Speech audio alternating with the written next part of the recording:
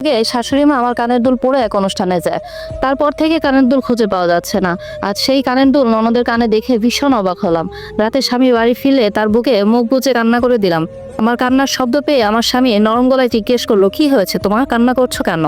তুমি তো জানতে আমার কানের দুলগুলো আমার কত শখের ছিল, আমার মায়ের শেষ স্মৃতি। এই কথা বলে আরো কান্নায় ভেঙে পড়লাম।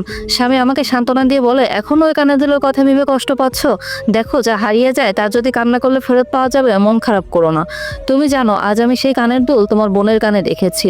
হারিয়ে গেলে না হয় মন খারাপ করতাম না, কিন্তু আমি কান্নার কথাটি সমাপ্ত করতে পারলাম না। আমার স্বামী আমাকে পুরো ঘটনা খুলে বলতে বলল। অতঃপর আমি তাকে ভরসা করে সব বললাম।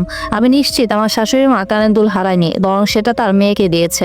2 মাসে আমি সব ভুলে গেছি ভেবে আজ ননদ সেটা পরে আমার সামনে অনায়াসে ঘুরে বেড়াচ্ছে। কথাগুলো আমার স্বামীকে খুব বিশ্বাস আর ভরসা করে বলেছিলাম।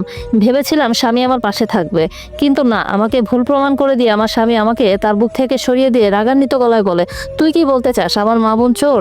তারা তোর ওই 2 পয়সা কানের দুল চুরি করেছে? নিজের স্বামীর মুখে এমন কথা শুনে আমি হতভম্ব হয়ে গেলাম।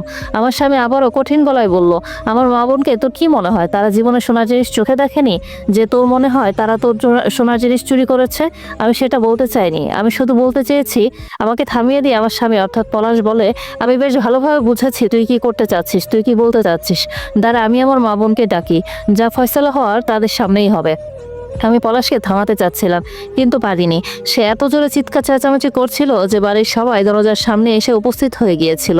পলাশ দরজা খুলতে সামনে আমার শাশুড়ি এবং ননদ পড়ল। পিছনে শ্বশুরও দাঁড়ানো ছিল। পলাশ সবার সামনে কোনো ভনিতা ছাড়া জিজ্ঞেস করলো, মা, তুমি নাকি রিমির কানের দুল চুরি করে শেফাকে দিয়েছ? কি? আমার শাশুড়ি মনে হলো আকাশ থেকে পড়লো। ননদ আরো এক ধাপ উপরে, সে সঙ্গে সঙ্গে কান্না করে দিল। তারপর বলছে, এমনিতে বাপের বাড়ি কম আসি যাতে ভাবির চোখের বিষ না হতে হয়, এখন দেখছি আসাই যাবে না, একেবারে সোজা চোর বানিয়ে দিল আমাদের। ননদের সাথে তাল মিলিয়ে শাশুড়ি বলল, এই দিন দেখার জন্য শখ করে ছেলের বউ নিয়ে আসছিলাম, আজ আমি কিনা চোর হয়ে গেলাম? শুনছো গো, আমি নাকি বৌমার কানের দুল চুরি করে শেফাকে দিয়েছি। শাশুড়ি এবং ননদ তাদের অভিনয় শুরু করে দিয়েছে। তারা নিজেদের নেকা নেকা কান্না দিয়ে মুহূর্তের মধ্যে পরিবেশ অনেক জটিল করে তুলেছে। শাশুড়ি মা আমার কাছে এসে বলে, বৌমা, তোমার যদি শেফার কানের দুল পছন্দ হয়ে থাকে তাহলে তুমি